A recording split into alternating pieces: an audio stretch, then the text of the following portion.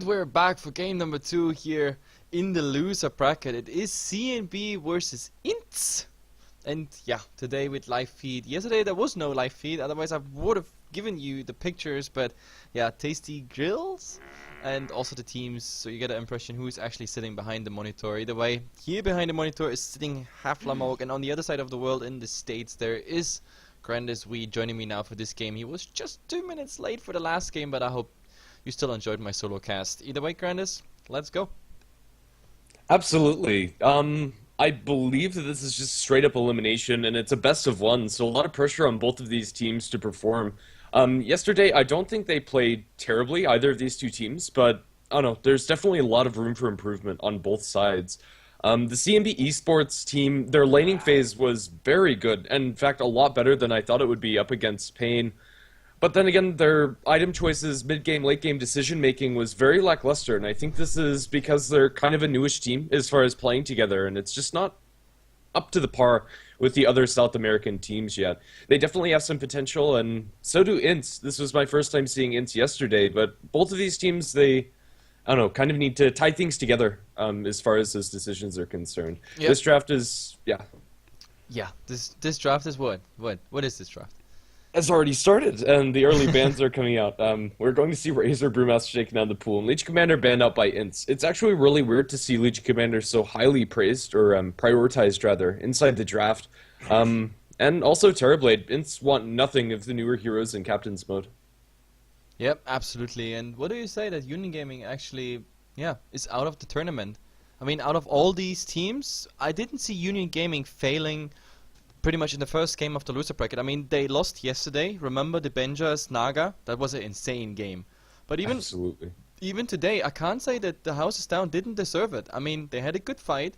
The draw Visage, it worked out. The red Dota was real. The split Dota was real. Like, everything was real. Like, Union Gaming just didn't get the grip on them. Like, and that last throne push, it just ended in a disaster because, yeah, Mega Creep's too strong. Yeah, Union Gaming, I wouldn't expect them to be the team to lose, but then again, THD, on a good day, they can take out pretty much anybody. A fairly unconventional team. They're, I don't know, very back and forth as far as their performance. But today was one of their better days. It's going to be Faceless Void, first pick from CNB, and then Scarlet Mage, Death Prophet from INTZ.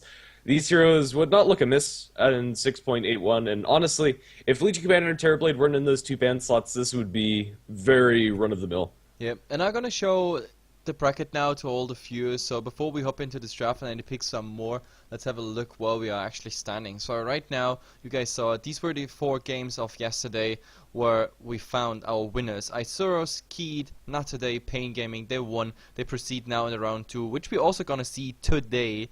Then we had, of course, our 4 losers, Union Gaming, THD, INTZ and CNB. THD, they threw out Union Gaming, and now it's between the 2 Brazilians here, INTZ versus CNB, to secure the second slot here in those losers round 2 games. That's pretty much it. So 2 more games there to come, because the losers of the winner bracket, the next 2 games we're gonna see after this one, they're also gonna meet there in the loser bracket. So yeah, it's really every game we see now is pretty much one team out.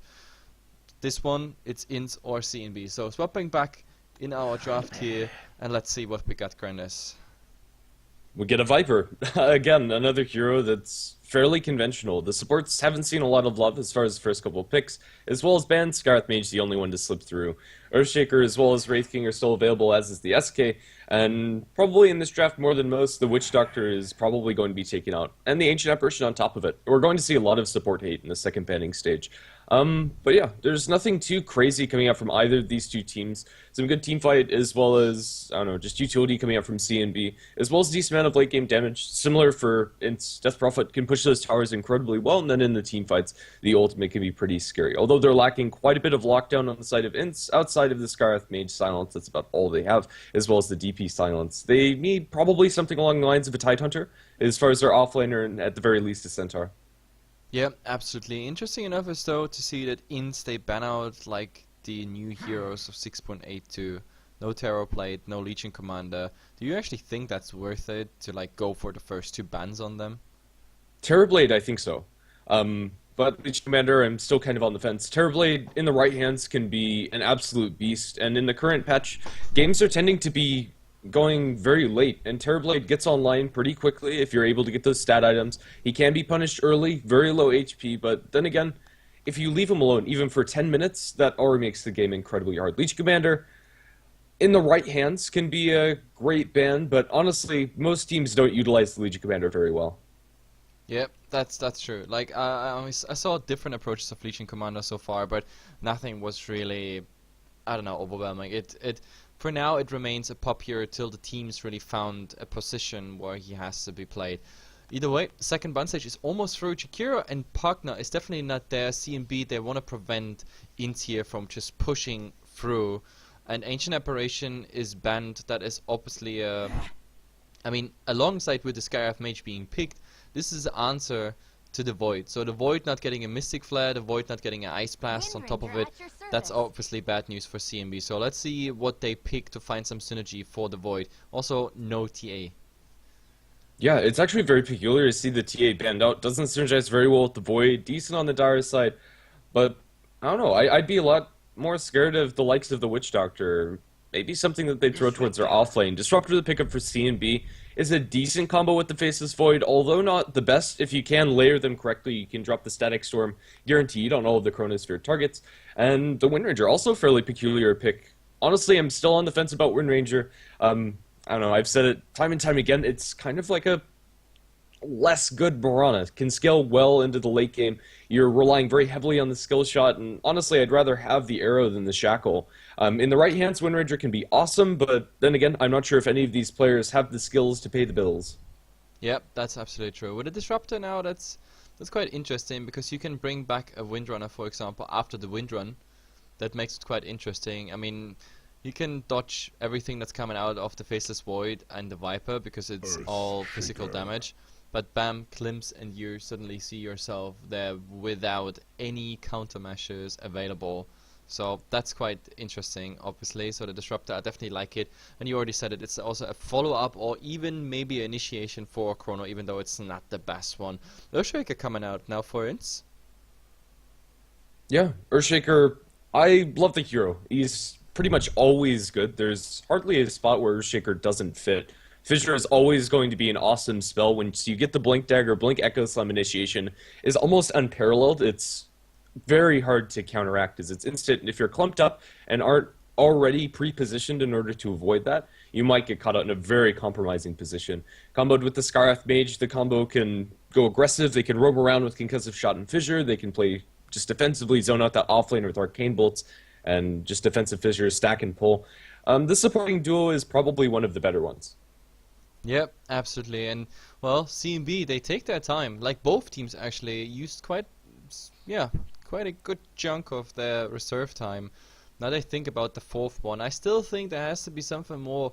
The synergy with the Void is just not there at the moment, and I also don't see them counter-pushing properly. I mean, if I see right now Windrunner and a Death Prophet, those two, the two ultimates of each of them, I'm not sure. They decide to go for a Stunner. Okay, that's definitely interesting. Plus, of course, the Epicenter is something you can bring inside the Chronosphere with a ton of damage. But then again, it's so much emphasis on the Chronosphere. Like, we saw a lot of Voids, messing up their Chronosphere. And then you're like, Then again, we also had a Sand King yesterday who did an amazing performance. Like, the do came at least on 2 or 3 players every time, securing at least 1 or 2 kills, and of course doing an insane amount of damage. Let's see where this is going. At least we have some stun now, some initiation maybe with it, but I'm just afraid that on the other side, on inside, there's a lot more waiting. I mean, we have Shackle, Silence, a Slow, a Stun, and a Eul Scepter. These are like things that will come out for sure. On the other side, we have a Chronosphere, a Glimpse, and a Stun. So I'm not quite sure. Okay, and 2 slows if we take everything in consideration, Time Walk and the Viper, but still, I don't know if that's enough. I don't know, I still think CNB's teamfight is definitely very menacing, although if any of the pieces are taken out of the puzzle, their teamfight gets a whole lot weaker. The Sand King, if his positioning is good and if he gets that early Blink Dagger, would be really solid. The Omni Bite Omni Knight ban is actually very peculiar, and looks like INTZ weren't even considering the Omni Knight. They snag up the Wraith King very quickly. Right now, there is very little actually shown about the INTZ lineup. I assume Earthshaker, Wraith King, as well as Scarlet Mage is going to be our tri-lane. Whether it's aggressive or not is still another story. Death Prophet mid and Wind Ranger in the solo safe, but honestly, they could juggle around these heroes in pretty much any laning orientation. Yeah, absolutely. Wraith King, I saw Wraith King last game, and I don't know, I just didn't agree with some of the item choices. I think he should have gone more heavy, but this plate mail is kind of some sort of addiction on the Wraith King. I just don't see it being very useful when it comes very late. Like the bans, the last one were pretty funny, like for example the Omni Knight, but now it's actually getting interesting. Yeah, OD is being picked up, and to be honest, OD is one of those heroes who really fell back in performance. Like, I don't know, I just don't like it. Against the early Wraith King, it's good, obviously, because he lacks a lot of mana, needs it for his ultimate and for Wraith Fire Blast. Sometimes he has to decide either or. Still, like, I just don't see it coming, especially because against Death Prophet, for example, like that ultimate, it doesn't care if you're Astral Imprisoned, for example, it even helps you. So Astral Imprisonment, Yule Scepter, a lot of things buying time around you, so let's see where this is going. I don't like CNB's draft, because the emphasis is not on the Chronosphere, and there's not much synergy between all these heroes. On the other side, I can see a lot of plays happening if properly executed. Yeah, I would have liked to see the Faceless Void replaced by the likes of a Tidehunter, maybe even a Centaur, if they're not going to pump damage directly into the Chrono. But that said, in the game we're going to go, and let's see how the execution is going to pan out for both teams. On the Radiant side, it is going to be INTZ, with Sono taking up the Wind Ranger, looking to be farming a lane. The supports are going to be ACC on the Earthshaker and Scarlet Mage, handled by Deeks. Dudu going to be playing on the Wraith King, leaving last but not least our Death Prophet, handled by Fuzzy.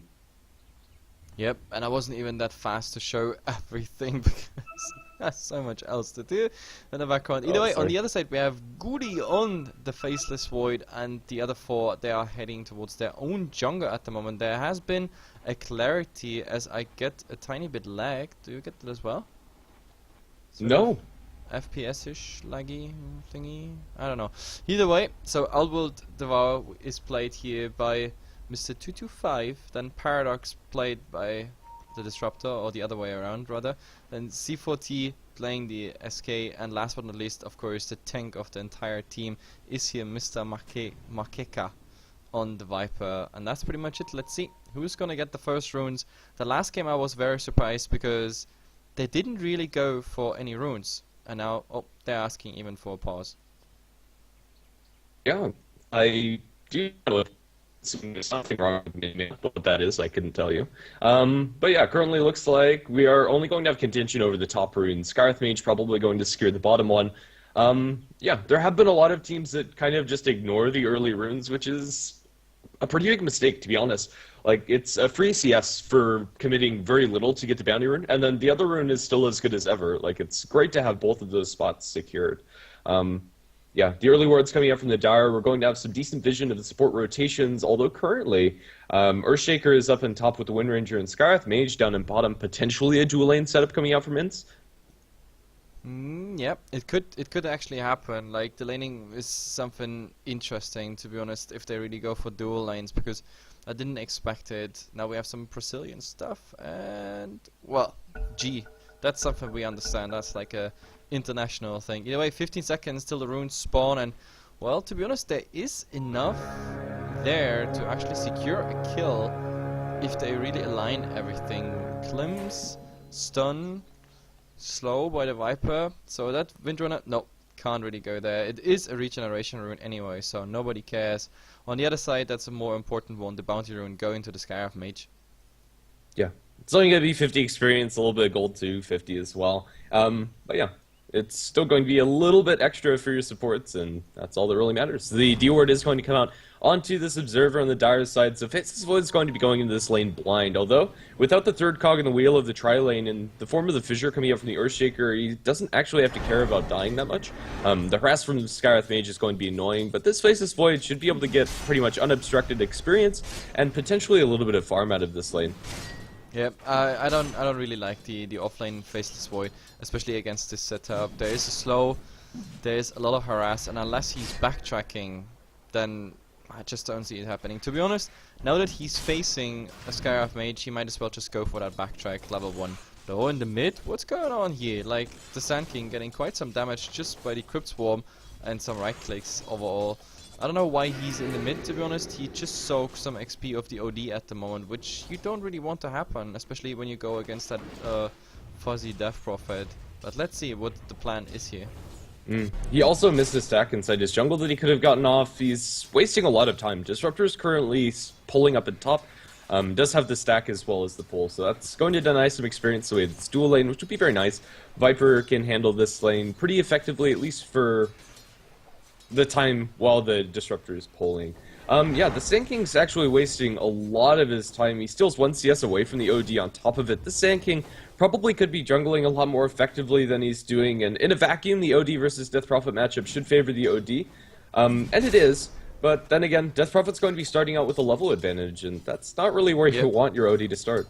That's almost a half a level lost by the Sand King being present there, but on the other hand, he's going now into the jungle, and I don't know if that's just the attempt of CNB to get the Sand King just fast online, as in like being able to farm the jungle. Double damage is going here to the Earthshaker, and who picked up that bounty rune? That was bottom again, the Skyrath Mage. That's his second rune, so for him definitely nice. He is now level 3, makes the pull. It's not a complete pull actually. I don't know if that was intentional, but well, he's gonna end up there in the mid. Regardless, like, Fuzzy won't see any mana on him anytime soon. That's of course the big problem. Still, some right click is coming in there on him, but still, I think this lane OD didn't change. Not in 6.81, not in 6.82, but still not a very favored hero. Oh, look at this. If there was Crypt Swarm spam right now, that OD would have been dead, but since he got no mana, no, that's not gonna happen. Or if the Fissure got him on the left side of the Fissure instead of the right, maybe there's a little bit more hope to chase him down. But yeah, still. OG is going to have a decent time. He actually commits for the bottle, which I think is completely fine on the OD, especially now that you get the 2 runes. Yeah, it's going to help him sustain in this lane, and yeah, Fuzzy's completely tapped out of mana. Once he does get the bottle, he'll be able to regen and at least have 1 Crypt Swarm. An early bash going the way of this Skyrath Mage is not going to be very good for Goodies. He's going to be Raid Fire Blast. He has a Time Walk and should be completely fine, and he will be. Yep, and also top they tried to gank the Windrunner. That was what I showed on the camera, and the Windrunner had actually the right decision there, because Windrun activated, so he's not in range for Klims. We have level 2 Klims already, and you see the range, guys. Level 2 Klims is already covering almost the entire screen. So let's see where this one is going, because next time I think they might be able to catch the Windrunner, especially if he uses that Windrun early. Then he has a problem, because then we have right clicks by the Viper, as well as of course the Sand King stun available, and that's holding him in place. 4 minutes, new runes, and it is invisibility on the Earthshaker. Maybe that's the opening.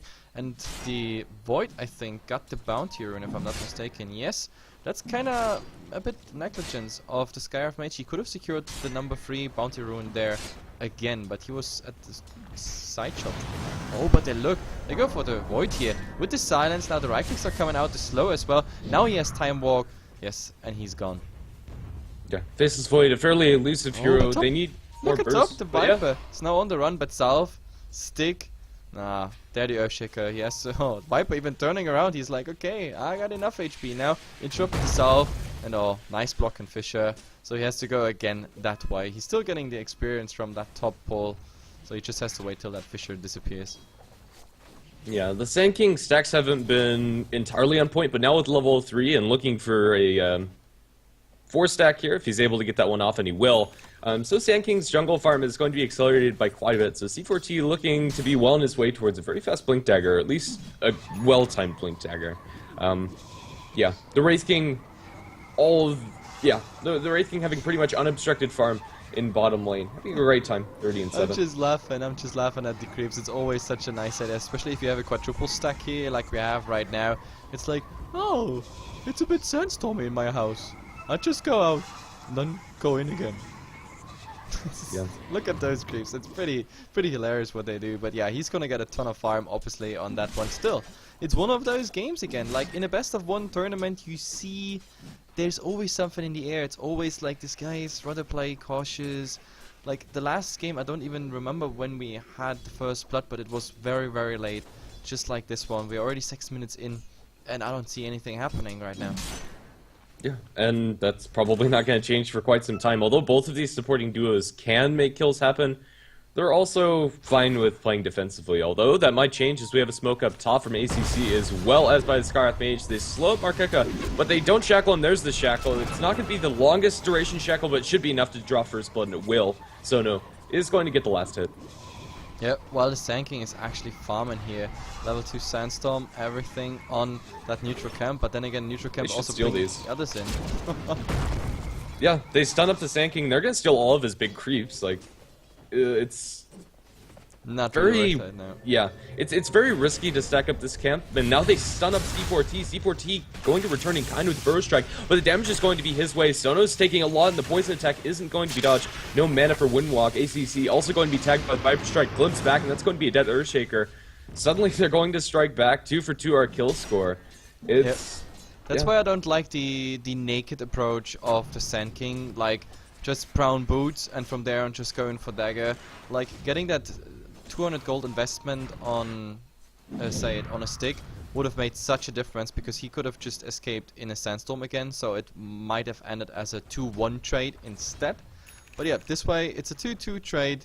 Still, of course, with the first blood, there's a small advantage there. So let's see where this is going. In mid, it's relatively inactive. Nobody is picking up that bottom rune. Like seriously, guys, it's a bounty rune. It's the third one, and nobody's picking it up. In 30 seconds, we have another rune spawning, and that's, I don't know, unused rune. Always bad. I guess no one expects that this rune is still there. I suppose so. I don't know, this Faceless Void in the bottom lane has done very little to nothing. Even when the supports are rotating, he hasn't been able to pick up any farm. He's level 6 now, and I'd like to see Goody rotate, but then again, what are they going to throw into Chrono? He potentially looks for a deny, doesn't even go for it. He's going to take too much damage, and right now Goody's getting nothing. 6 and 3, has about the same farm as the Disruptor, and almost the same levels. Yep, and that bounty rune got replaced by a haste, and that is actually now being found by the Death Prophet, which is interesting, obviously, but I mean, he doesn't even have the ultimate yet. He goes for the Witchcraft build, so 3 points Witchcraft, the rest in Crypt Swarm, level 8. Like, let's see what he's going for. Level 8, 1 more point in Witchcraft, or if he's gonna pick up that Exorcism. Right now, he has the mana pool available to go for Exorcism, but if the OD gets in range, that's gonna change really fast, because that's a level 4 Astral Imprisonment, and yeah, he doesn't have too much mana to offer. Mana pool, even. Yep. I don't know. The Viper's build looks like he's going towards the mechanism. He's farming decently well, although he's died. He's been involved in 2 kills on top of it. Still, it feels like a really passive game. All of the kills have been isolated in their individual lanes, and Wraithkin going to go back for Midas after picking up the power treads. With unobstructed farm, I would have liked to see him go for the Midas first. He'd have it at about 5 minutes. Yeah, absolutely. I mean, they lost now the tier 1 tower bottom, so finally the Void is finding some farm, but you were pretty right in your assessment. He is very, very inactive and didn't get much on his line. I mean, he's level 7, but that with 9 CS. Without the last 2 creep waves, he was on 5 CS. I think he was 5 and 3, and that's like after 6-7 minutes. Now at least he gets some farm still. That's why I don't like the offline Void, like this complete utility Void, because in this game I just don't see the synergy. Where is the follow-up? And CNB, they're completely relying on their SK getting that Blink Dagger really fast. I mean, they put so much into it. He is 300 gold away from it, but they might lose the tier 1 tower for it. Cliff, obviously available. Let's see if they go for it. Yeah, it is quite a lot of time being committed. They TP in the Faceless Void. It's on the sidelines. Is Shackle going to keep the Windrunner safe until the Chronosphere comes through? Faceless Void is going to be blocked a little bit by that Fissure, but it's not enough to save the Windranger as well. Buzzy as well as Deeks are going to be able to make the retreat along with ACC. It's just going to be the Windranger dying. Faceless Void finally doing something.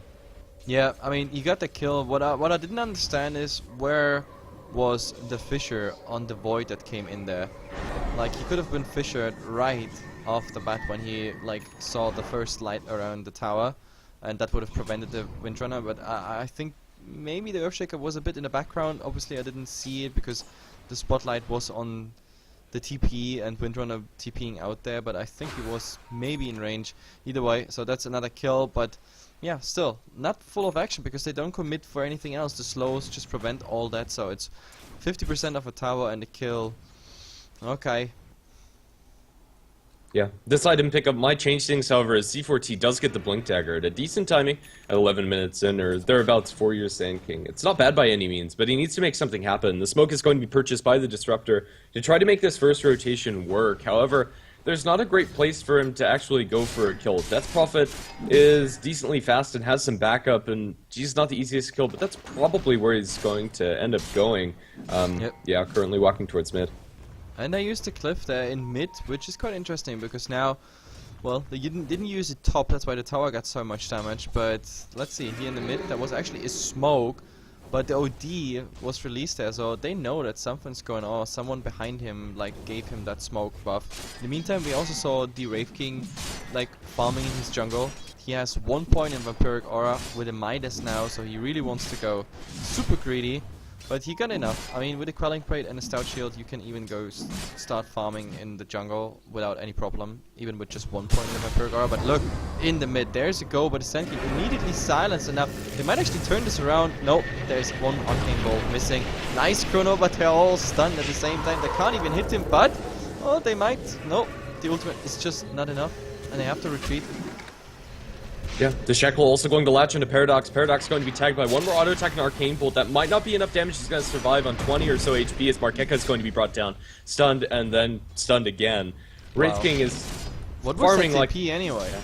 I don't know. Yeah. Because The like Wraith that King- was a huge fight. Like they were all below like 100 HP. If you look at the Death Prophet, 100. Like the Disruptor and the Sand King, they all survived around 100 HP. And after all that, the Viper is TPing in there, just in front of all of the INTZ pretty much, and yeah, just throw away his life, which means it's now a 3-3. 12 minutes in, we're showing the net worth, and of course they got the tower on top of it, so definitely a good trade for INTZ, and they're just falling back, and they keep the farm up. When we look at the late game, Brandis, what do you say? I mean, super late game. Super late game, I say CNB is favored, but then again, it depends on how much this Wraith King and Faceless Void have relative to each other. On even footing, I'd say that it's still beneficial for CNB, as long as they're able to get a decent Chronosphere off.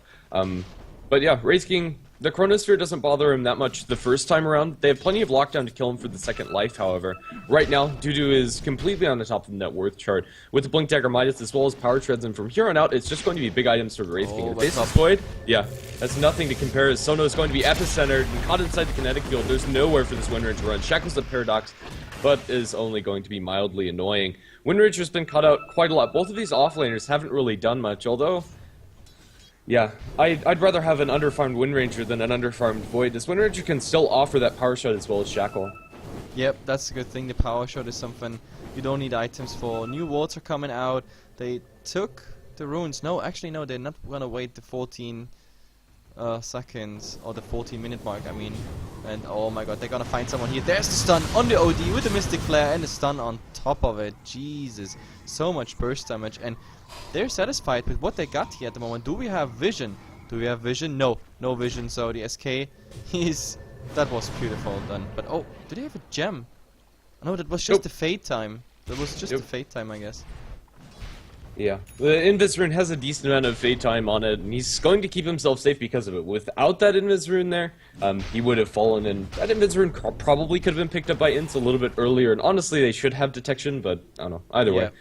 I agree with you there. Like Skyrath Mage now, after this incident, he has sentry wards being in his stash, but like the investment of 180 gold for a dust, for example, on say it on that Sand King, I think that's definitely worth it. But let's see. Also about the Wraith King, I'm wondering where he's going, since that's a core Wraith King, another support one, as we are like sort of used to it. Like, what's coming next? Is this a Blink Dagger on him? Just to... oh, he already has the Blink. oh, never mind. I'd like to yeah, I'd like to see an armlet for him. Just hitting really hard right now would be incredibly useful. He might angle a little bit more towards the late game, go for a Maelstrom into Mjolnir. Yeah, I don't know. BKB might be a necessity. Disruptor as well as Sand King can't do much against that, not to mention the OD. Glimpse on the Wind Ranger. She gets tagged by the ultimate from the Viper, but a defensive fissure is going to keep Sono safe, and now the concussive shot is also going to do so. Scarlet Mage ulti completely misses. They jump in with a nice double burrow strike. Going to land 2 with the ultimates on top. That's going to be an easy cleanup for CNB, although they committed everything to arguably support heroes. That OD hammer was interesting. I mean, it's a very long cooldown. It's 160 seconds, and committing this to 2 supports, that like one support was like below, I don't know, 200 HP or so, and the second one was, I don't know, about to die, and anyway caught in ultimate of the Disruptor. So, okay, they really just want the kills and back. That's pretty much it. I mean, I think it's fine at this point, but now it might not be so fine as they don't have a way to counteract this Wraith King initiation. Followed with the Fissure. Glimpse back on the Wraith King will keep him at arm's length. And that'll save 225. He is going to TP back to base. But very little committed from INTZ. A Fissure and a Wraithfire Blast forcing out a TP from an OD and completely zoning him out. This tier 1 tower is going to be a lot easier to push. The Shackle does not latch on a Paradox. That was a good hope Shackle. Like, I couldn't even think what was supposed to Shackle, like, latch there. There was nothing in that angle, but you never know with Windrunner. Sometimes you see the weirdest one, but oh, look at this blink. But there's a doo-doo-doo coming out, like on 2 here. Is it enough on the Scarif Mage? It is, but before he died, he put that Sentry Ward in there. But oh, they can't finish him off, because look at this. Now they needed the hammer. Now they need the hammer. Right now, they're gonna get the kill on the SK, and oh, he blinks out just before the right click comes. But they have another Time Walk.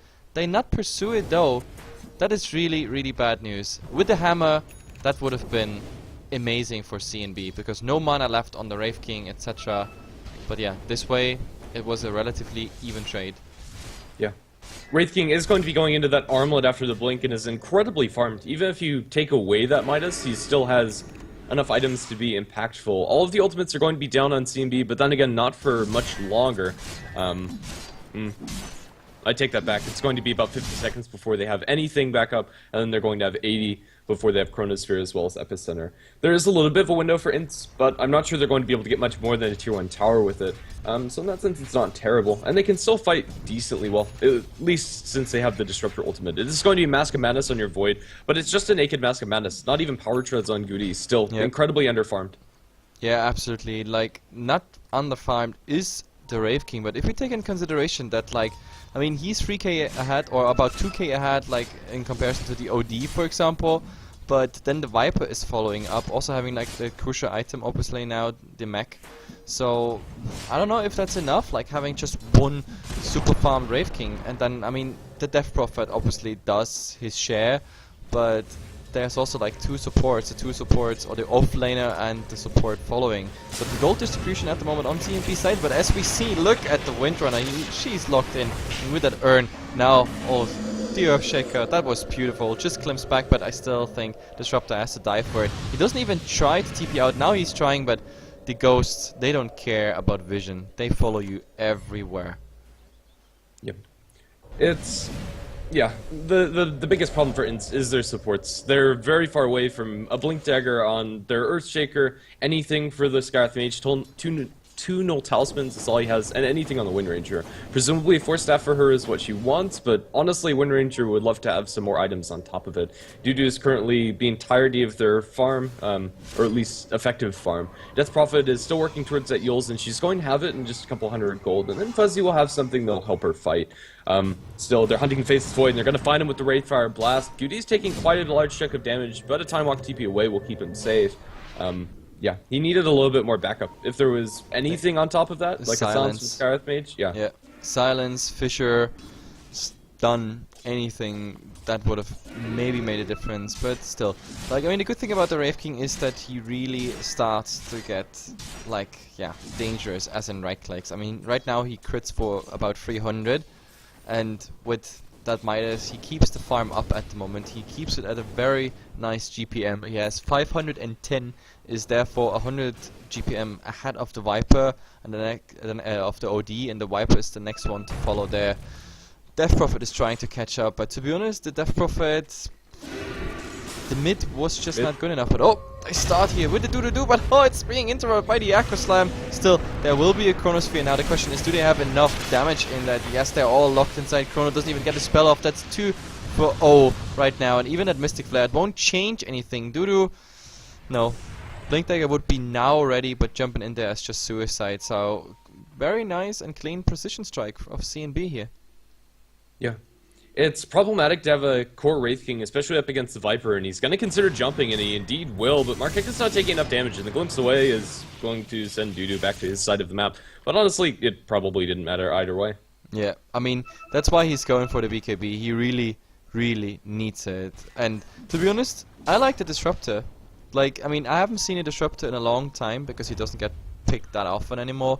But still, like what this Disruptor did this game, I definitely liked it. Now we have just one problem. They smoked up, but they want to wait for the Arcane Boots. Now they use the Arcane Boots. Oh, use them. Come on, use them. No, he doesn't. Even though everybody's lacking mana, he doesn't use them. They might want to do something in the mid. The problem is they don't have do ultimate. That's the biggest problem. Like, he really tried it against the Earthshaker, but yeah, he had to use his Echo Slammer for it. Yeah. But what is this smoke? Can you explain that? Because No. they're going forth and back, but like they always stayed in proximity of their secret shop. So in the end, they didn't dare to go out. Yeah, I think it's just a little bit of indecision. That's going to change as Wraith King goes decisively onto the Viper with Scarlet Mage ultimate dominating spree for Dudu. Is down in bottom, they find themselves a Wind Ranger. She is going to be locked in place with Kinetic Field as well as the ultimate from the Disruptor and a Burrow Strike on top of it. The ultimate is going to be dropped by the OD, and she might just take down the Urn as well as the charge. It will happen. 225 is going to drop very low on top of it. But doesn't actually net them anything. 1-for-1 trade across the map, favoring INTZ as far as who they actually pick off. Yeah, absolutely. Like a Viper for Windrunner, like definitely a trade you can do. And even the trade they attempt to do right now, like tier 1 for tier 2, is something you don't want to use. They use the Cliff at the same second the Exorcism is coming out. Still, this is not a good trade for CNB. So they had nice fights, they had nice trades. INTZ making now the way smarter move. Yeah. It's definitely going to pay off for them. As Goody's up top, they are going to glyph again the tier 1 tower. As it's going to be refreshed if that does fall, and at the very least going to be denied potentially. Let's see how much damage it's going to take. But Goody, juking through trees, is going to spot out. The Shackles come out immediately as the Chronosphere does. He's trying to TP away. It's just going to be a solely defensive Chronosphere. Not how you want to be using that spell. The tier 1 tower is going to be in deny range and probably going to be taken out by INTZ themselves. And there it yeah, is. there you go. Yep, there it is. He waited a bit. He just wanted to make sure that half that siege engine doesn't do anything at the end. That wouldn't be the first time we see something like this happening. But either way, 8-12. Okay, the Night Tower, that hurts a bit. I actually support the defensive Chronosphere because he took a lot of time away from 3 people that tried to gank him here, including a TP and going over there. So, like, for the fact that he's just an offlane Void who's coming in and out with the Chronosphere in some fights. I mean, it's a level 2 Chronosphere, 100 seconds. It's not much, so why not use Fair it? enough. It's better than dying. Yeah, I suppose so. Yeah, the rest of their ultimates are still coming off of cooldown. 50 seconds for the OD ultimate. It'll be up at about the same time the Chronosphere is, but they have both of their supports ultimates, which still means that their team fight is pretty deadly. Dudu can pretty aggressively push into this tower as he's completely full on mana. He is going to lose a little bit of his int, but is still pretty comfortable sitting on the front line. Still has his ultimate on top of it. So Yeah, he's just but going to chip away the OD should continue. Right now, the mana pool is not that huge. Like, give it 2 more stacks and we might see something here, but he doesn't use the Astral Imprisonment. He just does not. Yeah, Silence comes out from the DP, and now the Mystic Flare onto Markeke. He's not going to take enough damage. His Burst Strike goes away of Deeks. Very peculiar. No Epicenter being channeled, but it still might secure the kill onto Deeks. The Viper last auto attack will, but then again, Markeke might just be giving him away his life. Dudu still has enough mana for the ultimate. It is going to be procced now as 225 hits him one more time. Faces Void on the sidelines. They're going to focus fire Markeke. Markeke is going to fall. Jump in. Chronosphere is now off of cooldown as they drop the Static Storm, as well as the OD Hammer onto Sono, as well as onto Dudu. That's going to be a very clean kill, 2 kills for CNB. Well, they have to be careful. That There's fight. the Glimpse. And Glimpse, Fuzzy, is in a whole truckload of trouble, and he is going to be brought down by the Faceless Void. Basher not. All they needed was one more auto attack. 4 for 2 is the trade. It costs them all of their ultimates, but then again, it is going to give you your BKB now in the Outworld Devourer, as well as just an overall team fight win. That was a crazy fight for CNB. They won a lot here. Like, not just a demoralizing strike, but what? Sorry. I think he's apologizing for using all chat. I don't know. That bracket wasn't extremely offensive. I have no idea. No, I totally feel offended. I mean, you know, just that bracket, and not even a round one. You know? Yeah, like, this is a square bracket. Yeah, it's. I think a pro player should never do that ever again. And maybe he should even be banned off the tournament. Either way, there is a time walk in the mid on the Faceless Void. Still, we have to show graphs after this fight. I'm pretty sure we have like a huge change, or rather, maybe even a development in the same direction. Look at this. It's about 2.5k what they got after this fight. This is really worth a ton. And when it comes to gold, INTZ was actually ahead there. We already mentioned it, mostly pulled and carried by the Wraith King with his immense farm. But now this is a 5k gold swing after this fight. This is crazy. I don't know, that's how it happens, especially when you're already ahead. INTZ were incredibly ahead, but still, it's going to mean that the AoE gold that they're getting, especially from the first couple of kills, is very significant, and it is going to give you quite a large swing. And Goody is going to start becoming relevant. He's working towards an Aghanim Scepter. I'm not entirely on board with this item choice coming up from the Faceless Void. I think just going for a BKB of your own, or maybe into more damage, would have been a better option. But still, whenever CNB have those teamfight ultimates, INTZ can't really push into them. The Wraith King ultimate is nice to come back after the ultimates are spent, but if all of your other heroes die, they have plenty of tools to lock him down and focus him after he comes back. Yeah, I mean, my biggest problem with the Aghanim Scepter on the Void is, I mean, besides prolonging how long that Chronosphere lasts, it is taking the cooldown significantly down. But the problem is he's already level 13. By the time he's gonna have that Chronosphere, unless we talk about like a huge fight for INTZ, for CNB, he has it after the level 16. That's not really worth it, but oh, look at it. Yeah, he is going to be tagged by the Viper Strike. He does have his ultimate back off cooldown as he is level 16. Armlet turned on, going to start fighting. He's going to crit down the Viper, dropping him about half. He's on the backlines. The Epicenter brings out Scarlet Mage. The Chronosphere going to follow that one up. They get ACC on top of it. The Wraith King still fighting strong, but he loses his ultimate now. He's going to come back online. He doesn't have the BKB for this one. The Static Storm Kinetic Field is going to save Markeka for now. And the OD ultimate is going to be huge onto 2 heroes. Dudu now going to be brought down. 4 heroes for nothing. CNB coming out again in a huge teamfight victory. It's not looking great for INTZ. Just like that, any semblance of an advantage is going to be completely thrown. That gold swing in the last fight was almost 4,000 gold. Yep, and I was talking about it. Now with all that, like the Aghanim Scepter comes really out early, but oh, what a bad force stuff here. Now what? Woo! What is he doing? Windrunner is just shooting him. Now the dragons are helping there on the way, and OD is coming in just to do the last hit. That was a sad story. So if you take everything in consideration, this was a 5-0. And it's going to be a pretty big 5-0. Your OD now is hitting like a truck, going to be working towards a something, a Scythe of Ice with the Ultimate Orb. It's fairly interesting to see him go for the very defensive build that he has gone for. His stats and intelligence aren't that great, but he's still dishing. They're gonna go on that Earthshaker, I'm pretty sure. Look at that sneaky doo-doo-doo, and there it is. Is there Astral? Ah, the BKB used. To be honest, that's a quite insane BKB. For the fact that there was the Thunderstrike and Urn on him, he would have just ticked over. BKB is nothing you want to throw away after 6.82. Like, 1 second down, I mean, it's a fresh one. It was a 10-second one still. I would have just... Not for Earthshaker. No, not for a solo Earthshaker. Yeah, it's going to mean that Earthshaker death isn't that terrible for INTZ, especially since he has not any gold towards his Blink Dagger and didn't actually lose much from that death. Yeah, he's poor. Yeah, he's incredibly poor. Poor guy. He's been the one buying the wards. The Scarlet Mage hasn't gotten anything either. Both of these two supports are at the bottom of the barrel, both of them at 3k or less net worth. Yep, the net worth actually hurts. Like now, only the Windrunner, who has been farming pretty much in like some sort of dual lane construct of their draft in the top lane. That's pretty much about. That's why she's on about 5k. But the Disruptor, who has never been farming or anything, he's just by collateral gold bonus, pretty much on the same level as a farming Windrunner. So this is really bad news. Like the net worth chart. The only good news is really that the that the Wraith King and Fuzzy now they take over spot number 2 and 3. So there's still hope, at least on the course. But yeah, sometimes games are just decided by how farmed the supports are.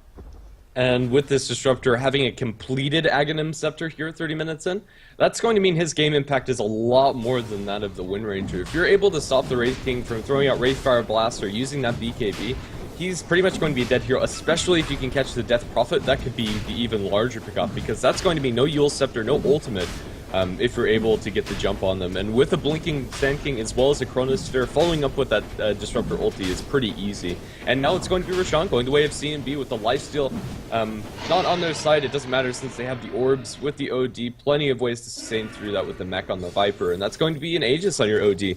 He has hardly fear in this world and getting dangerously close to a Hex. Once he has that, INTZ can't really do very much. They only have one BKB, and that's on the Wraith King. Death Prophet, despite having decent net worth, is going into a Shiva's, and that helps you none, if at all, up against the likes of an OD.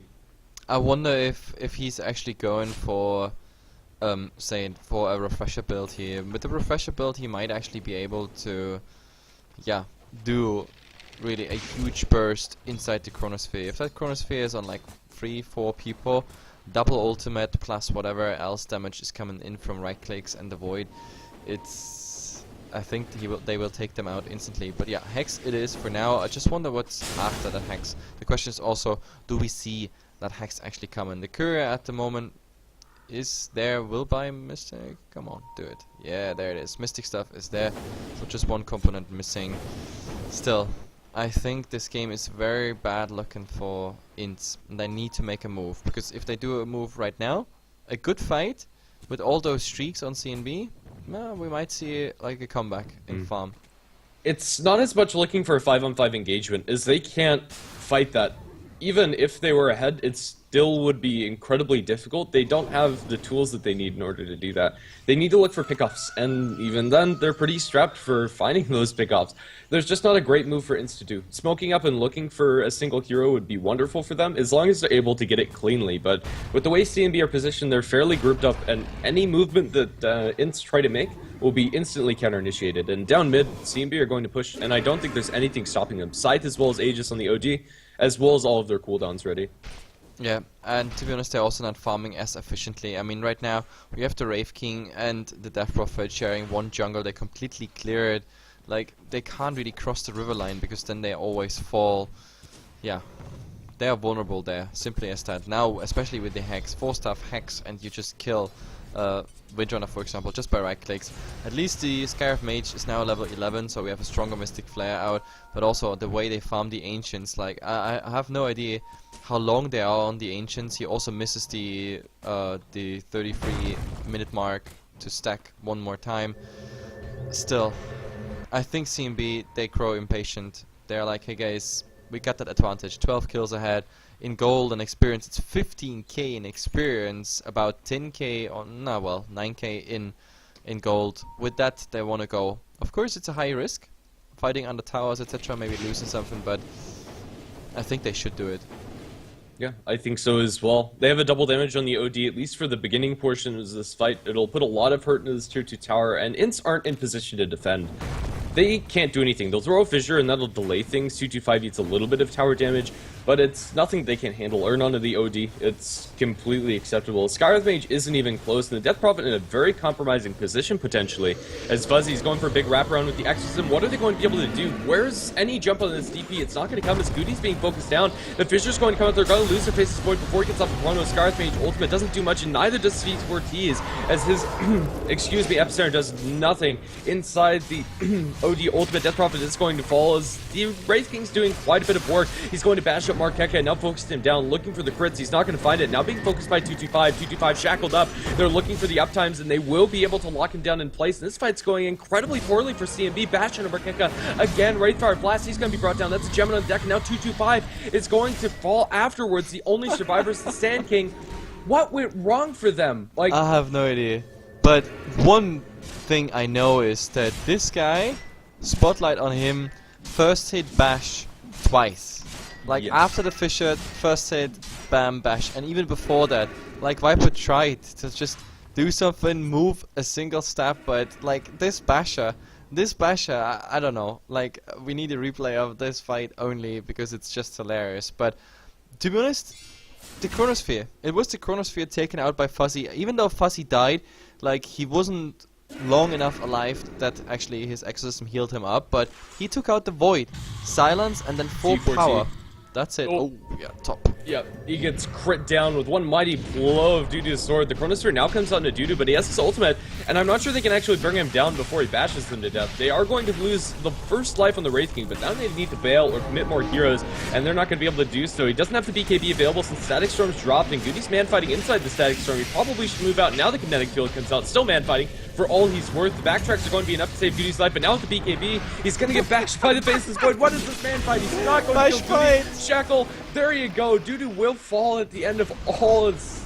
Oh my goodness, that was ridiculous. Okay, slow going the way of Paradox, and that's going to be the entire engage. Both teams losing one of their carry heroes, although it is going to slightly favor INTZ because they were behind as far as the team is concerned, but yeah, that was ridiculous. To be honest, I think that was worth it. I really think that was worth it for INTZ. I mean, they had to chew through all of this. Like, his ultimate is 60 seconds, so he doesn't really care. And they got 2 kills for it, so overall it was impressive. I mean, impressive how... I don't know, this bash fight, like, I bash you, no you, no you, no you, now you. And all the that bashes, the backtracks, yeah, it was something. Ridiculous fight, but also ridiculous is maybe this all silencing on a disruptor, and he's getting blown up with the exorcism, and now Viper's the next target. Like, all those spirits, they don't care about a BKB, popping that BKB, I think a big mistake, wasting that. Like, this is a throw of CNB. They never really recovered from that fight in the mid. The fight in the mid that was a 4-0, including Aegis, so a 5-0 only with the survivor of a SK. And suddenly we are looking at INTZ pushing into the base with 2 down. And do they have even buyback, in theory?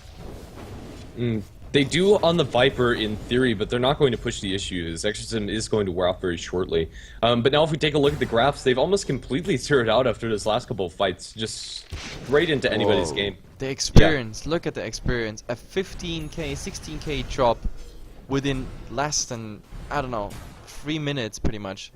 That's insane. For the gold we have a similar graph, not as significant as in, it's just, what is this? 4, 5, 6k, something like that. But still, I mean, the Wraith King, he can recuperate from that pretty fast. Like, he's still a farming machine. He can go anywhere and farm everything, including the Midas is still ticking. So let's see where this is going. I think, oh Fuzzy, that might be a mistake. Is there a 4-stuff, a Blink Dagger, anything? Okay, that Blink Dagger. Whoa, was he just out of vision? I don't know. Now they're scouting. I think they didn't see him. I think that was just on the edge of the fog of war in the nighttime. Yeah, if that was daytime, there probably would have been something happening. But now Dudu has the Super Basher, and this Wraith King is going to be dishing with the armlet toggled on.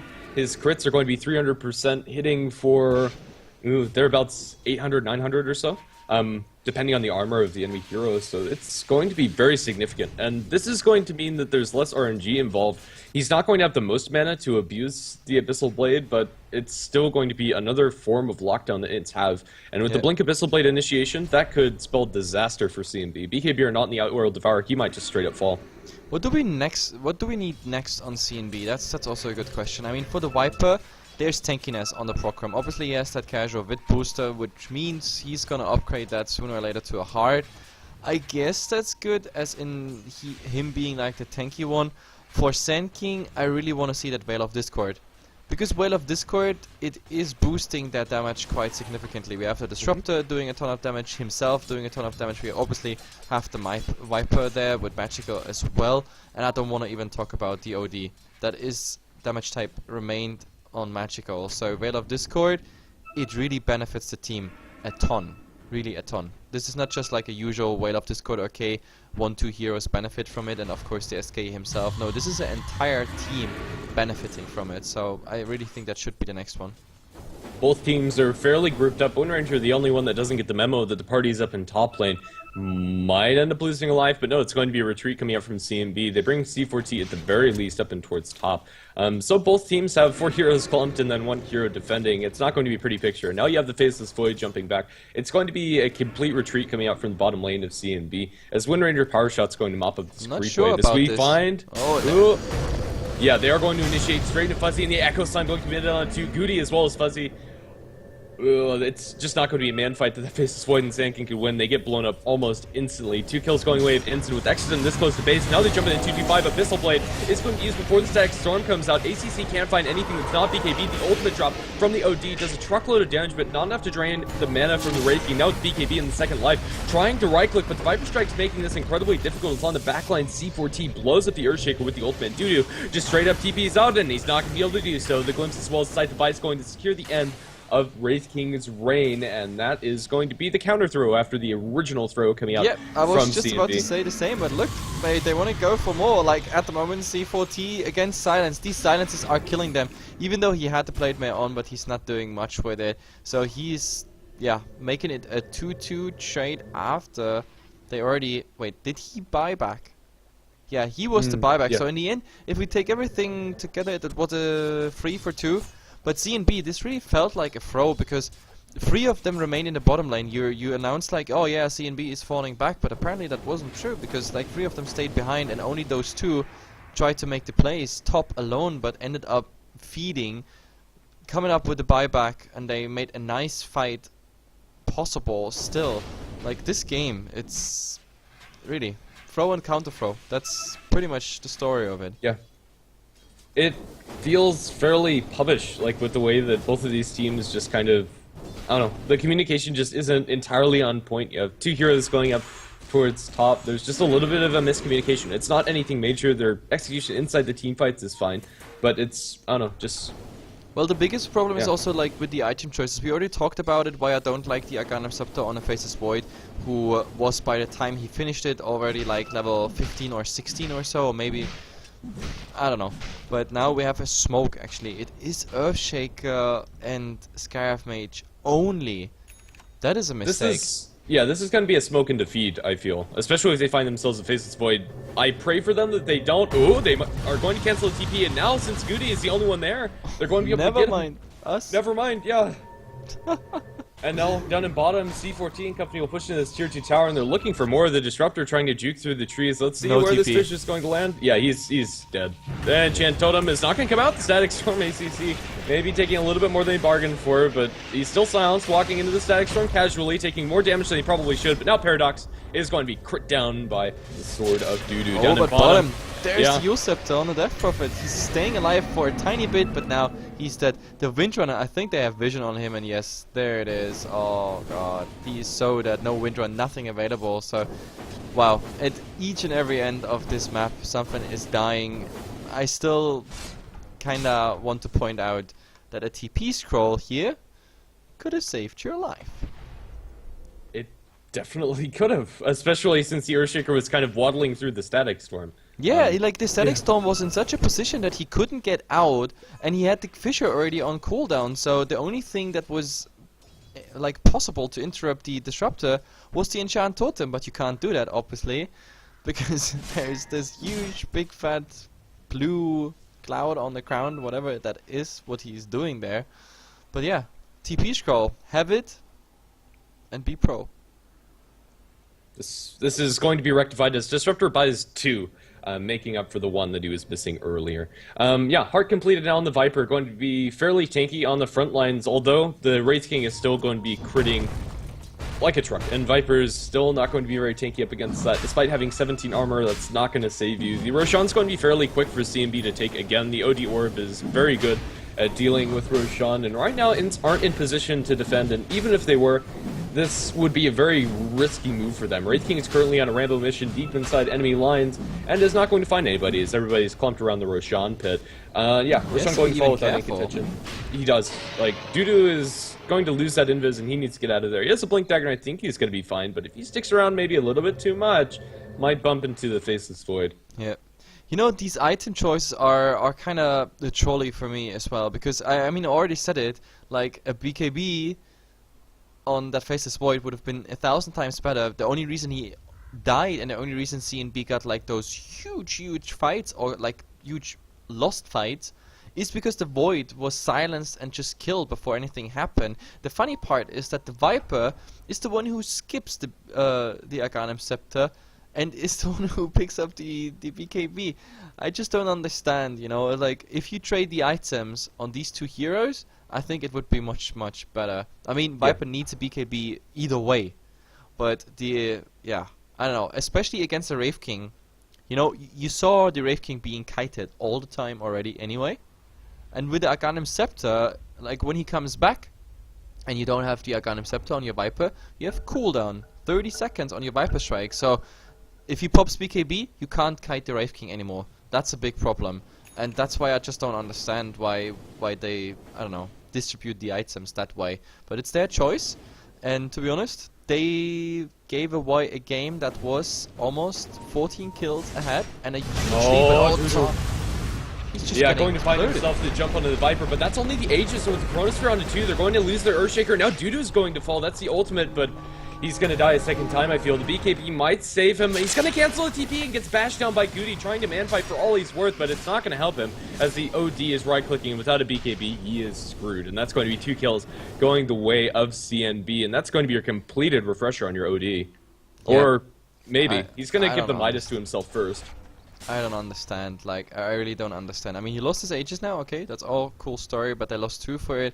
But INTZ, like, giving away, like, these small little strikes for CNB, that's what brought them in a very awkward position anyway. Then they fought, like, bravely around their tier 2 tower, which gave them such a huge comeback, but like once they achieve that comeback, they're like, okay guys, I think we need to give CNB another 10k lead to come back even stronger or something. I don't know what's the morale of the story, but apparently if you look at the graphs, like, it's really a roller coaster, like, yeah, it is. CNB giving away everything, and now INTZ is on the way of, giving CNB everything back they lost. Yeah. And now in the Tier 2 tower, this is going to be the next place where we see a fight, potentially. Although the Tier 2 might fall before there's actually any contention coming out from INTZ, especially without an Echo Slam on your Earthshaker. And now the ultimate from the Scarlet Mage does literally nothing as the Chronosphere catches up the Earthshakers, they blow up the Scarlet Mage, gem on the deck, and now they're going to hex up ACC. ACC going to be bashed to death inside his own base. Where's the Wraith King in the...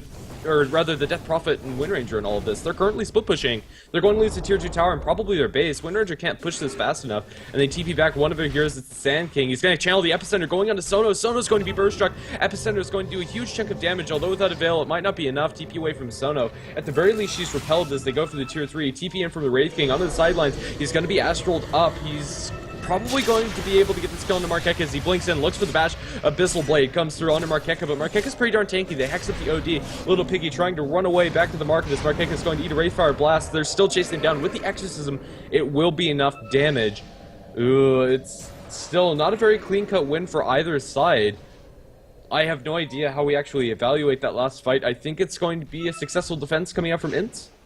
It is a successful defense, yes, but I didn't really understand the split push approach, like, because if that was the, say, Death Prophet in the bottom lane, I would have understood the attempt of split pushing, because the ultimate would have been so strong against that tier 3 tower. But it was just that Windrunner, she barely makes a dent in that tower.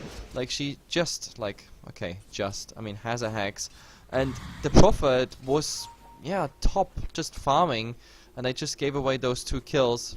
I mean, if you decide to not fight, then I don't understand why, for example, you put your Skywrath Mage in that position. Why dying if you don't want to fight anyway? Or is that maybe just an elaborate plan of buying time, giving them kills, because they're, like, happy and, I don't know, push slower? I don't know.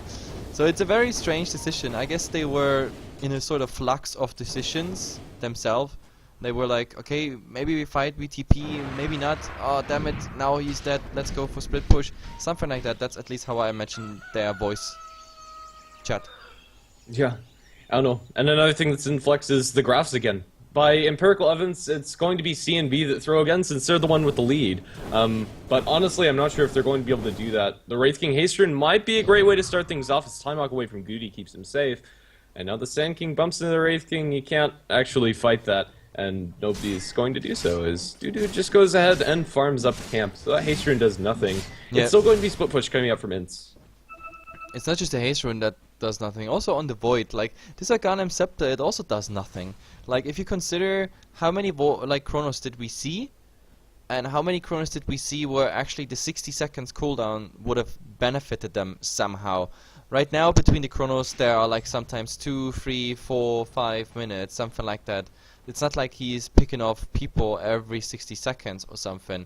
So a 80 seconds Chronosphere and just a second shorter, but a BKB instead, that would have been so much better. I guess I repeat myself here, but I'm just like, I mean, we analyzed this 25 minutes ago, the item choices, and now the longer the game goes, we're just seeing these item choices or our predictions or evaluations just becoming true. Yeah, I think even more worrisome for CNB is that their Faceless Void has not farmed it all this game. As far as heroes are concerned, he's not a very fast farming hero, especially if you don't go for Maelstrom, Battle Fury, or something along those lines. But he has 128 CS at 50 minutes, and usually I don't take a look at the CS chart, but this is terrible for Goody. Any analysis about who has the late game is pretty much thrown out the window because the Faceless Void has no farm. Effectively, right now, he's a support. Right now, yeah, he is a utility void. I mean, he was planned as a utility void. The problem is we enter a stage of the game where he needs to do some damage. But talking about damage, first he's getting damage. There's his stun, Mystic Flare, so much damage. Where is... It's not enough damage. Time Walk, and they know they can't pursue it. Wow, that was master of backtracks and whatnot. Either way, they use the exorcism bottom, but yeah, they choose to retreat. Yeah, it was a lucky crit for the Wraith King, but then a lucky backtrack. But yeah, the Burrow Strike on the sidelines, ACC blown up with 3 strikes of the OD's orb. Well, he wanted to TP, he wanted to be really smart and fast and whatnot, but yeah, the SK was there, interrupting all the fun. In the meantime, we have the Wraith King sort of having like a split push role at the moment, while the Wraith King is trying to, bring the creeps in. But yeah, he's alone here. And is there a Chrono? I think that was a Chrono attempt, but there's also no team. The team is, way in the backline. And you gotta be careful. Yeah. Whistle Blade, 5 seconds. I have no idea why Goody's still chasing this. Mask of Madness, he really wants that Chrono, but what's he actually gonna do? Like, he just kind of cancel cast. What? He's skating. That's what he's doing. He's skating, and now might die. He's gonna Chronosphere. He has a little bit of backup coming in the form of the Viper as well as Disruptor. But due to a bad position. Yeah, it really is. He's gonna BKB and turn on the Paradox. He's gonna throw the stun. He's gonna get bashed, however, as the Battle of the Batches commences. Goody going to be man fighting up against Dudu. Dudu is going to lose his reincarnation. Now with the Static Storm, Dudu is going to be in a little bit of a pickle here. He's not right-clicking Goody, not life-stealing, and now he's stunned up. Is going to fall. This time it's not going to be a one-for-one trade. In the meantime, the rest of his team isn't doing anything with this, with the exception of the Wind Ranger dying in bottom solo to C4T.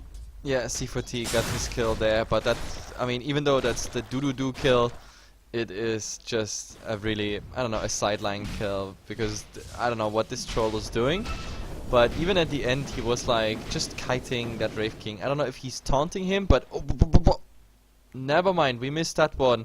That was, Echo Slam. Yeah. Oh my god. It was just a full creep wave. Yeah. Everything. But, Enchant Totem, Fisher, Echo Slam, full out. Yep, it is going to be a tier 2 tower going the way of CNB, despite the Earthshaker getting the kill on the Sand King. Again, another sideline kill. Faceless Void finally has a BKB, but honestly, he does no damage. He would love to have a Mjolnir Daedalus on top of this, and even then, it's still kind of lackluster. The hero that really has the items is the OD. Now with a Lincoln Sphere on top of everything, it's going to stop the Abyssal Blade. While he has the BKB, 225 can go pretty freely throughout these fights. Despite only having a 5-second BKB, it's going to be remedied by the fact that he has a Refresher. So having I haven't seen those items, by the way. I mean, it's all cool. I love to listen to your voice, how you announce all these items, like Refresher and Lincolns, whatnot, but... We haven't seen it, Yeah, no action on these items so far.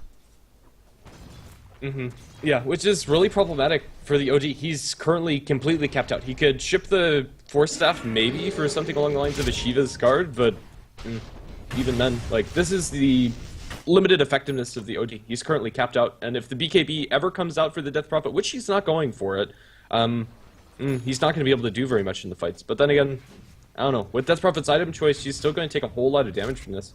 Yeah, I don't understand the Lincolns. It's an item that is cool when it's picked up earlier on a specific hero, when you play against a draft where there's really just, let's say, 1, 2, 3 ability maximum that can actually remove your Lincolns.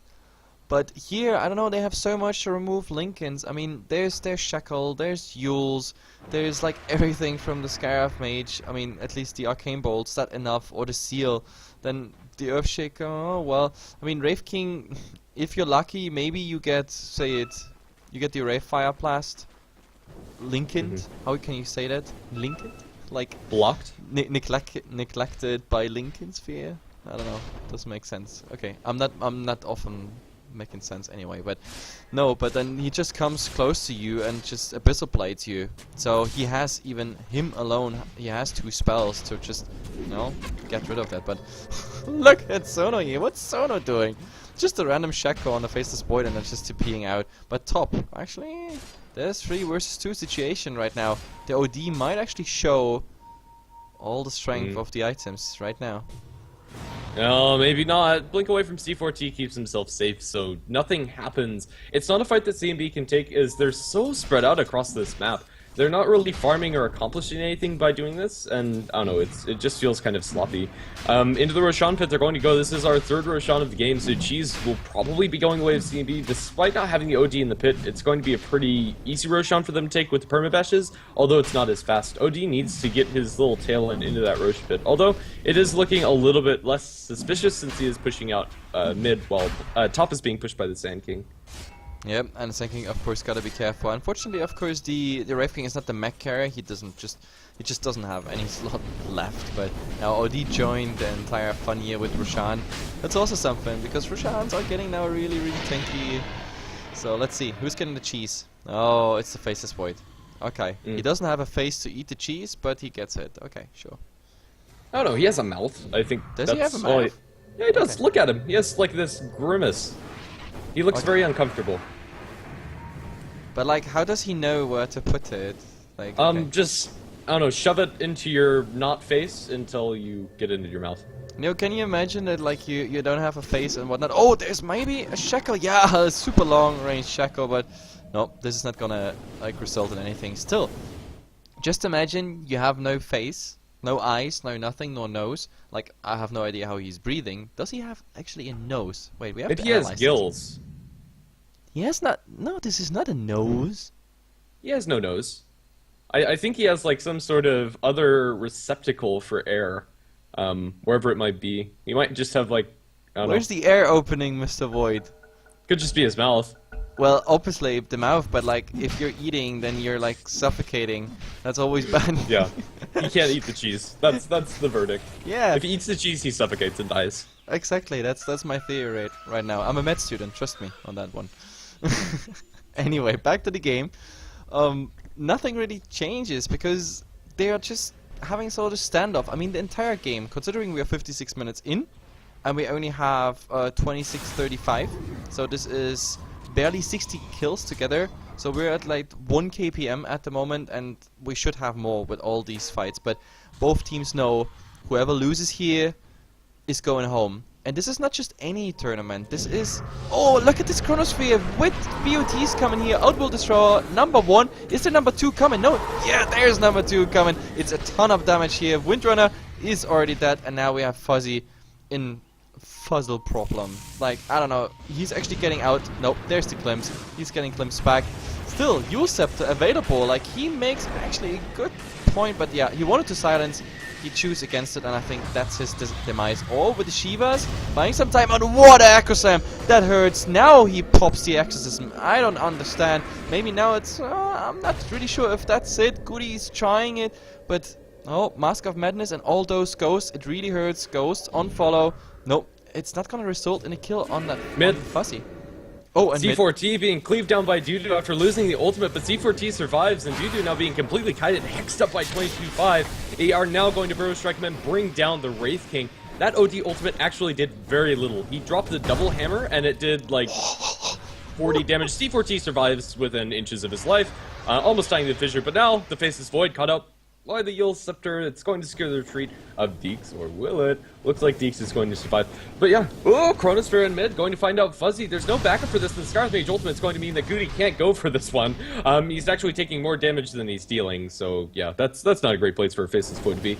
Now but we yeah. saw it the first time, using the Chronosphere pretty much on cooldown from fight to fight. Now the 60 seconds made it possible, but still, I mean, Fuzzy was like, yeah, sure, you hit me, but what now? Like, he wasn't really affected by it. Oh, the silence actually missing here, so Fuzzy might eat that Viper Strike, but the Shivas, the tower, everything, the hacks, I'm not really sure. He doesn't even go for right clicks. I'm not really sure. They're all so tanky, but Sono is not tanky at all. With that stun, no, they're going back. Oh, look at it, the Mystic Flare. Finally, he's dying, surviving with 35 in the mid. Now he finally has to pay for it. So it was a very, very delayed death. But wow, I thought CNB has like a lot of damage and whatnot, but it comes down to what we already analyzed. The Void does just not do enough damage, and the OD, it's, I mean, we saw a double ultimate. And it was fancy and whatnot, like shiny, but it didn't kill anything. Look at Death Prophet's intelligence. She's rocking 187. Look at Wind Ranger. Also, pretty respectable levels of intelligence. And the OD, with this item build, actually isn't that high. He has a Scythe and a Force Staff. A little bit extra intelligence from the Refresher as well as Lincoln's, but it's not that great. He really would love to have a Shiva's on top of this, maybe even just another casual Mystic Staff or something. He just needs more damage. And yeah, when you have a BKB that's popped on like the Wraith King, he's doing nothing. And so, yeah, the OD... The double Hex was more important than the double ulti. I think he would have gotten more damage out if he just kept on right-clicking.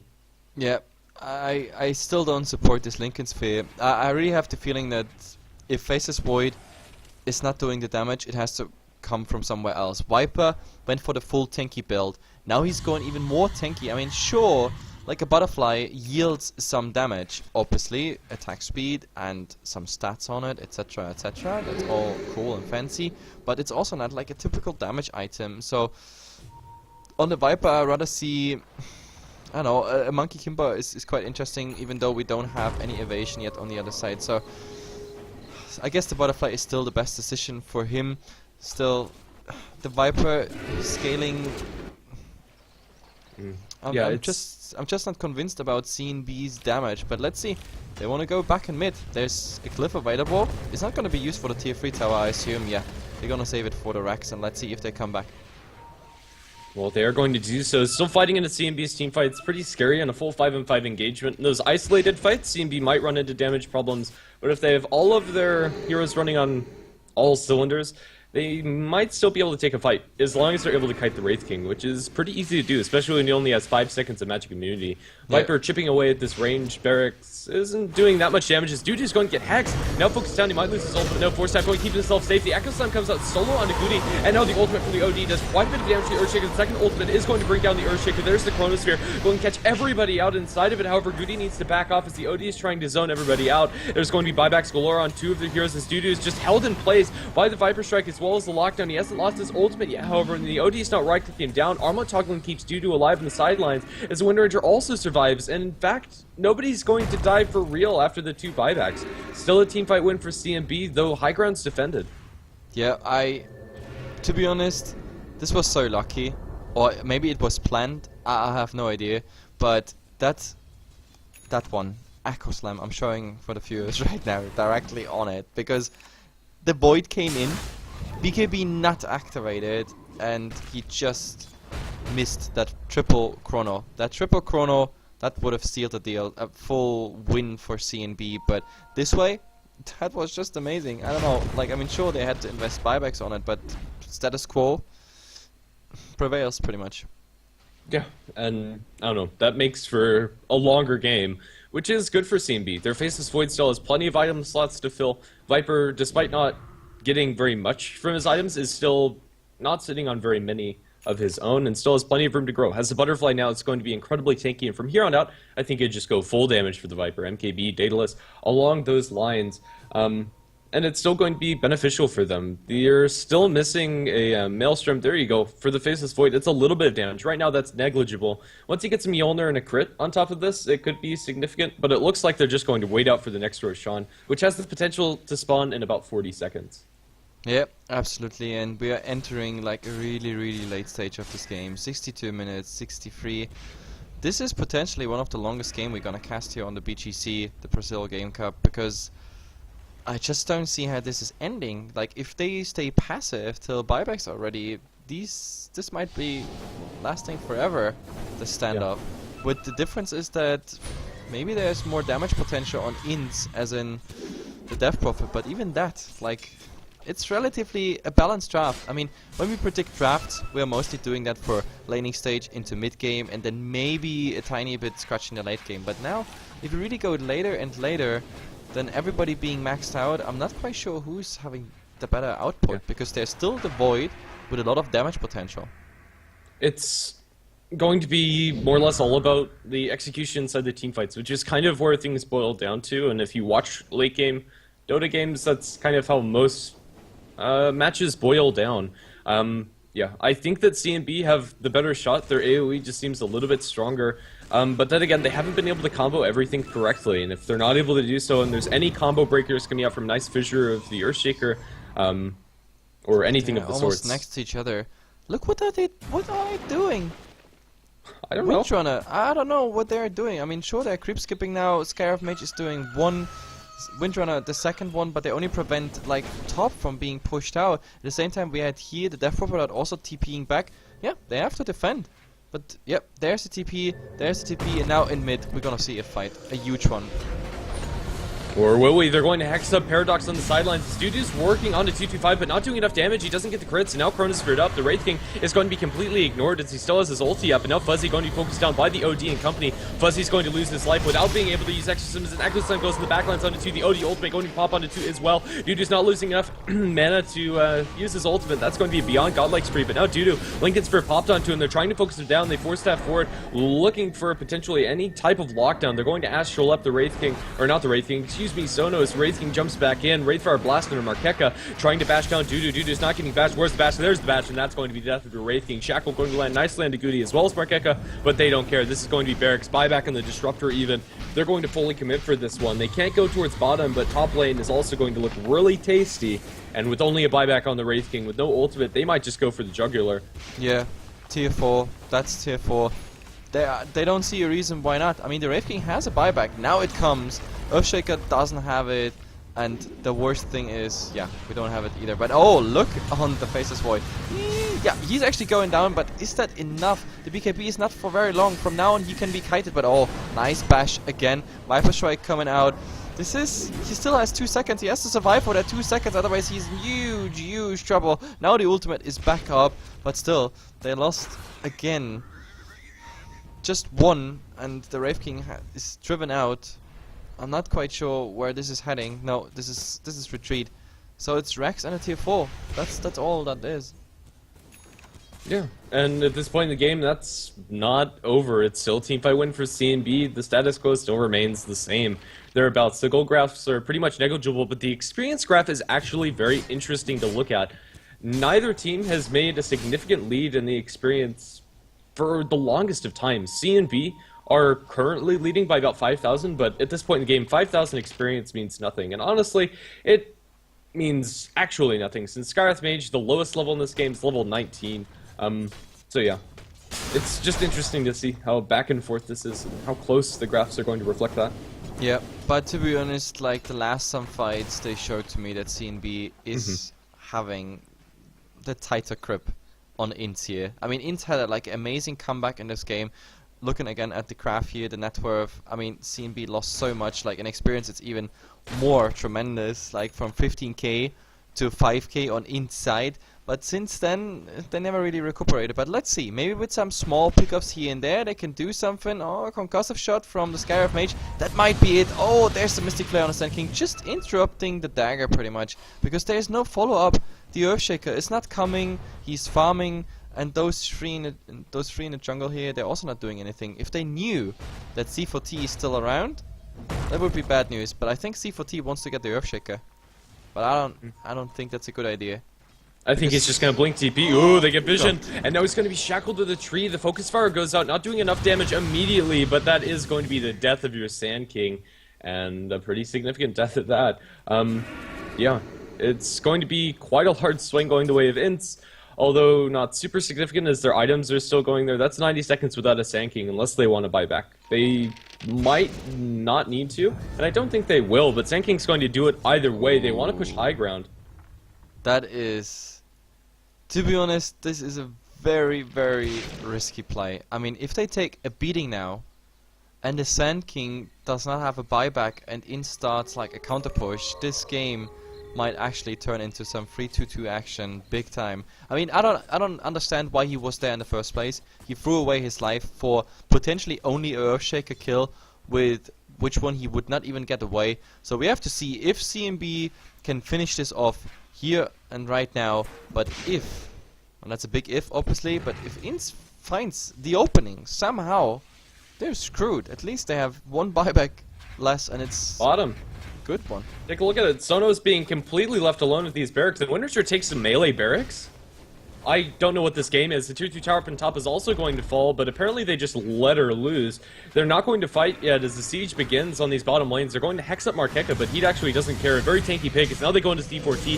Dudu is working onto him, but he's not able to get the Sand King before anything happens. BKB is going to pop galore, but they only last for 5 seconds. The Chronosphere in the back lines. The Echo Slam going to land at a 3 as well. Scar's making ulti. Almost bring down Paradox. There's the ulti 1 from your OD, going to do a lot of damage to the buyback. Coming up from 2 of these heroes. As Wraith King comes back to life, they burst strike him up. He doesn't have the buyback, and that's a Beyond Godlike for Dudu. The second ultimate comes through as 225 brings down the Wraith King for good this time. Second lane going to be secured as the buyback comes out from the Viper, and now Goody going to be able to force staff, or rather time walk himself away as Sono is being focused down by the Viper with the MKB. ACC is going to be glimpsed back in, and I believe that CNB have done it. Yep, this is pretty nuts. Viper just getting that kill of the Windrunner right there, and Scarab Mage, she's the last survivor. But INTZ was so close to actually make a good fight. Like, how close was that? Like, Disruptor was almost down, the Void was almost down, and it took them a while to call the GG, but they realized we are beaten. And the biggest problem was the buyback not available on the Wraith King. That's, I think, why CNB called the Sand King to buy back and go for that last big push. If the Wraith King had a buyback, I think that fight might have been ended up in like a turnaround and another 10 minutes game or so. Either way, guys, 70 minutes.